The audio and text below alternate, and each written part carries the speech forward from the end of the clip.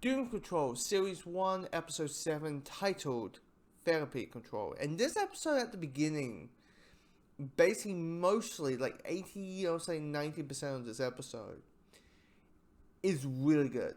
And as I keep saying, it's all about the characters. It's like all the wacky stuff, is fine and good, and maybe sometimes they push it a little bit too much. I mean, definitely the ending and how things kind of roll about. But anyway, I'll deal with that later. But that dynamic of the characters in this episode is so well done. I mean, basically, the episode is, hey, in the opening, we see them having a therapy session, and then we see flashbacks to each character's childhood, what their upbringing was. You have Rita, who had the, you know, those type of parents who are like, we're gonna make our kids famous, even though she maybe doesn't want to be famous and be a movie star. Maybe she's 5. Who the fuck is she? She's 5. What does she want? Of course she wants this. Who doesn't? That guy. Those type of parents. You have Larry, who he overthought his parents were the people who easily freak out and be like, oh my god, our son's gay. What do we do? He's gonna get teased in the church. He's gonna get a little guy. I mean, we saw us. There's words about our son, necking with a boy. Oh my god, what's gonna happen? And because of that, Larry has been kind of taught to keep it to himself, pretend something he's not, and that way you get depressed is because on the same side, it's like he's gay, so why the fuck should you care?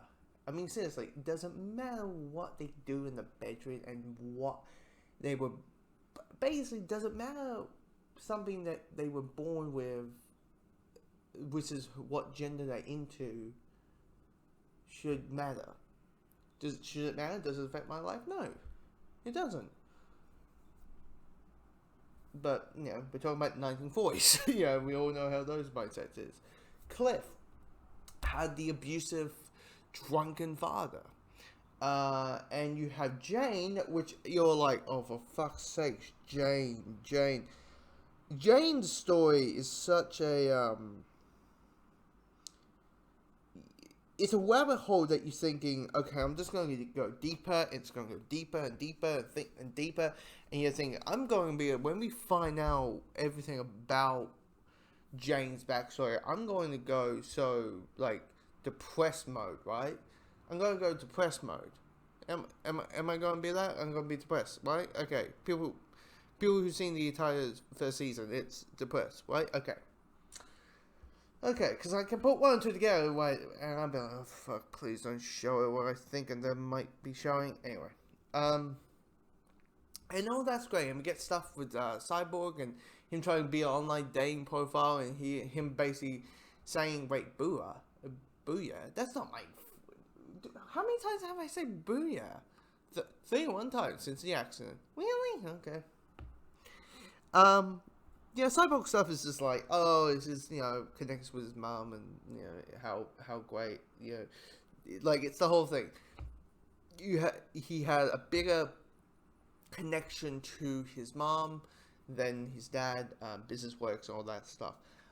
And I really enjoyed all the flashbacks and the character stuff and all that kind of stuff. The thing that really drove me is when we hit the therapy scene, because it's one of those things like they hint it and then we get the full scene.